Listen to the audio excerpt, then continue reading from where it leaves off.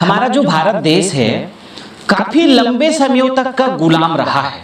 अंग्रेज लोग काफी लगभग ऐसा आप समझ लीजिए कि 200-250 साल, आप 250 साल हम जो है अंग्रेजों के गुलाम रहे। और अंग्रेज लोग जो यहाँ की हमारी पढ़ाई व्यवस्था है ना, जिसको हम एजुकेशन सिस्टम कहा जाए, उसमें वो लोग इस तरीके के एजुकेशन सिस्टम को फिट करके गए ताकि यहाँ के जो बच्चे पढ़ें तो उसके दिमाग में शुरू से ही गुलामी को भर दिया जाए। आज भी हमारे यहाँ पूरी पढ़ाई के कल्चर में यही सिखाया जाता है कि आप ऐसी पढ़ाई करो कि आपको अच्छी नौकरी मिले। कभी भी हमारी पढ़ाई में ऐसा कम आ रहा है कि आप अच्छी पढ़ाई करके लोगों को रोजगार देने के लिए मालिक बनो, ऐसा नहीं। हमारी पढ़ाई का जो पूरा सिस्टम है, जो शुरू से आप लोगों को यही कहेंगे कि इंजीनियर बनो, ये बनो, वो बनो, ताकि वहां पे बन करके नौकरी करो।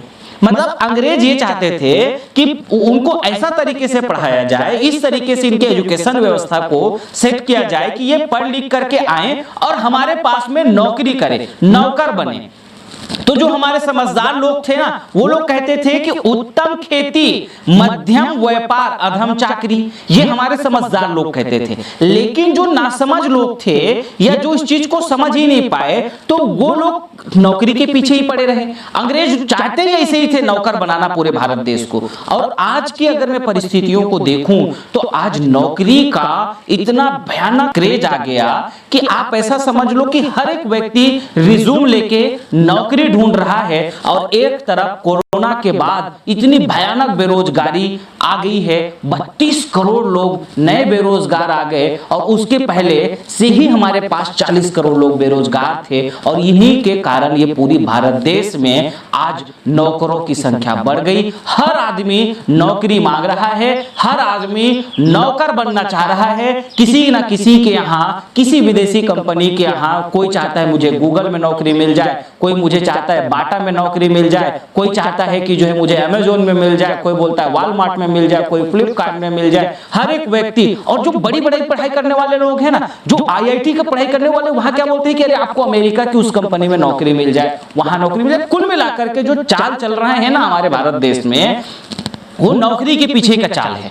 पूरी एजुकेशन व्यवस्था को करप्ट हो गया, करप्ट किया गया। इसको अंग्रेजों ने जैसा चाहा था वैसे ही रहा, इसके ऊपर कोई बहुत सुधार नहीं हुआ। पूरी एजुकेशन व्यवस्था में नौकरी हो गए, तो हमारे पूरे भारत देश में क्या हो गया, नौकर पैदा हो गए और सभी लोग नौकरी के लिए भागने लग गए। और उसके बाद में एजुकेशन व्यवस्था इतनी सड़ी व्यवस्था रही कि वहां पे कोई क्रिएटिव आते ही नहीं, खाली जो है थोड़ी बहुत जैसे तैसे पढ़ लिख करके सर्टिफिकेट लेकर के आगे कोई क्रिएटिव कर ही नहीं पाए। इसी कारण भारत देश की इकोनॉमी इतना थर्ड है। आप ऐसा समझ लीजिए कि इतनी बड़ी जनसंख्या, इतने वैज्ञानिक, इतने रिसर्चकार, इतने कवि, इतने ज्ञानी, इतने विज्ञानी रहने के बावजूद भी आज भारत देश 150 अरब जनसंख्या होने के बाद आज पूरी दुनिया में इकोनॉमी के सेक्टर में आप ऐसा समझ लीजिए कहां खड़े हैं। जो छोटा देश जापान मात्र 12 करोड़ के देश है, जितने लोगों तो हम कुंभ में स्नान करा देते हैं, उतने बड़े देश हमसे 5 ट्रिलियन इकोनॉमी में वो चल रहे हैं। हम 3 ट्रिलियन की इकोनॉमी पूरा नहीं कर पाए।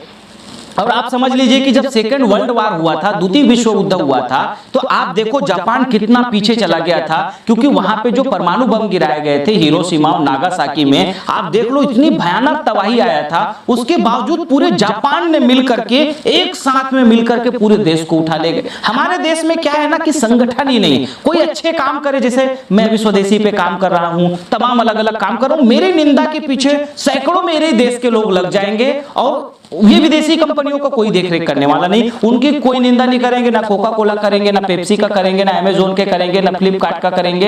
ये कितना ही लूट के ले जाए यहाँ से, चाहे अलीबाबा हो, ये कुछ भी लूट के ले जाए, उसके पीछे फोकस नहीं। हाँ, उसके पीछे देवकर जी क्या कर रहे हैं, इसके पीछे पड़ेंगे कि हाँ इसको निपटाना है, इसको क्या करना है, इसके पीछे देखो क्या षड्यंत्र करना है। इसी कारण से, इन्हीं षड्यंत्रकारियों के कारण से, इन्हीं ईर्ष्यालुओं के कारण से भारत देश में नौकरी पैदा हुए और आज बेरोजगार होकर के सबके सब घूम रहे हैं। कोई काम किसी के पास में है नहीं। और आप ये समझ लो आर्थिक बदहाली, गरीबी इतनी भयानक है कि जिसकी मंजर इतना खतरनाक है जिसकी मैं कह ही नहीं सकता हूं। आप सब लोग समझदार हैं, आप गूगल देखते रहते हैं, दिन भर समाचारों को देखते रहते हैं, आप खुद ही जान सकते हो कि क्या स्थिति है। मैं आज आप सबसे ये कहना चाहता हूं कि जो हमारी मानसिकता में नौकरी पना के जो एक भूत सवार हो चुका है ना, देखिए क्या होता है कि सबके सबको तो नौकर नहीं बनना है ना, कुछ तो मालिक बनो।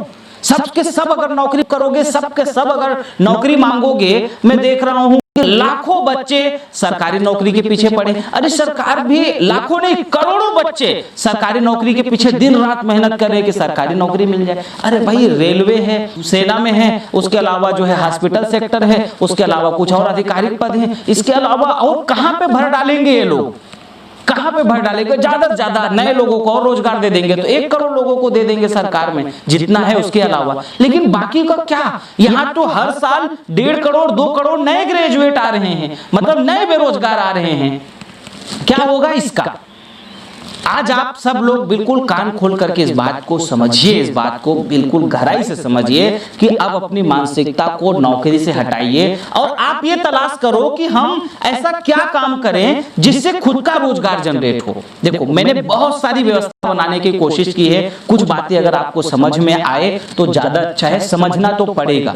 आपको स्वदेशी का, देश का विकल्प ढूंढना ही पड़ेगा, आपका बना हुआ। हम दिन रात विदेशियों का चीजों को इस्तेमाल कर रहे हैं, चाहे मोबाइल ऐप हो, चाहे वो खाने पीने की चीजों में हो, चाहे जीवन जरूरत की चीजों में हो, चाहे इलेक्ट्रॉनिक्स में हो, चाहे वो गैजेट्स में हो, चाहे ई कॉमर्स में हो, हर जगह विदेशियों को जो हम लोगों ने बैठा रखा है ना, उसकी जगह सब्स्टिट्यूट बनाने में, उसके विकल्प बनाने में हम लोगों को काम करना पड़ेगा और हमारे अपने खुद के रोजगार ज्यादा से ज्यादा मिले, सेल्फ डिपेंड का रोजगार मिले, वो ज्यादा अच्छा है।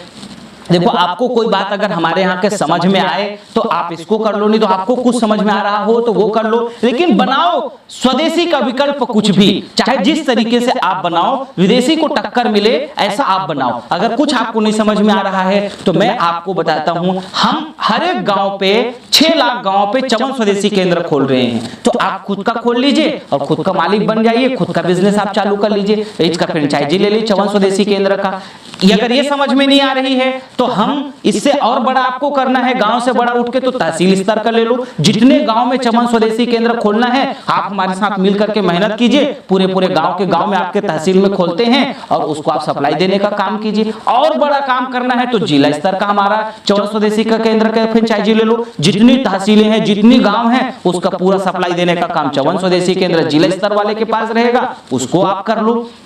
इसके अलावा और आपको बड़ा काम करना है तो हम तहसील स्तर और जिला स्तर पे सुपर बाजार खोल रहे हैं, स्वदेशी सुपर बाजार, जहां पे भारत देश के संपूर्ण स्वदेशी मैन्युफैक्चररों का बना हुआ सामान, जिसमें पतंजलि का, डाबर का, पार्ले जी का, जो भी हमारे इस देश में इमामी का, अमनलाल, चमनलाल, रतनलाल, जो भी इस देश में स्वदेशी सामान बना रहे हैं, उनके सारा सामानों का एक संग्रहण, जिसमें हमारे चवन आयुर्वेद का भी पूरा सारा उत्पाद रखा हुआ एक स्वदेशी सुपर बाजार की स्थापना कर रहे हैं। उसकी आप फ्रेंचाइजी ले लो, 5-7 लाख 8 लाख में ये खुल जाएगा, इसको आप चला लो, इससे आप खुद का रोजगार पैदा कर लो। देखिए कोई भी विकल्प जो मैं कर रहा हूं या करेंगे ना, उसके पीछे स्वदेश के लोगों को रोजगार मिलना चाहिए, हमारे अपने लोगों को रोजगार मिलना चाहिए, क्योंकि विदेशियों ने अपना बहुत बना लिया, इस देश से कमा लिया, बहुत लूट के ले गए। अब इस लूट को रोकने का पूरा हमारा प्रकल्प है।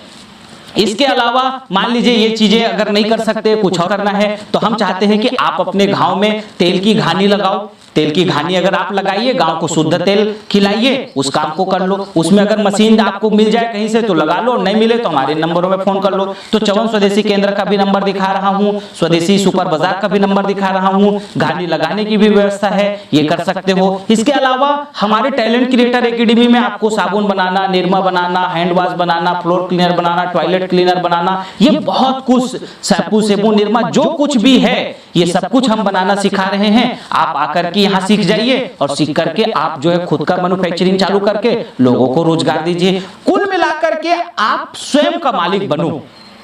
समझ रहे हैं आप इस बात को? कुल मिला के नौकरी के पीछे ना पड़ के स्वयं का आप मालिक बनो, ज्यादा से ज्यादा आप काम करो, वो अच्छा है। और अगर मान लीजिए बहुत मजबूरियां हैं आपकी, अगर आपको आसानी से रोजगार कहीं पे मिल रहा है, आसानी से अगर आपको जॉब मिल रहा है, अच्छी सैलरी मिल रही है अगर देश की कंपनी में, तो वहां भी काम कर लो, कोई अर्ज नहीं है। लेकिन अगर सबके सब अगर नौकरी बनेंगे, सबके सब अगर वही चाहेंगे तो चलेगा कैसे? और इसी कारण से हमारा देश बहुत पिछड़ गया।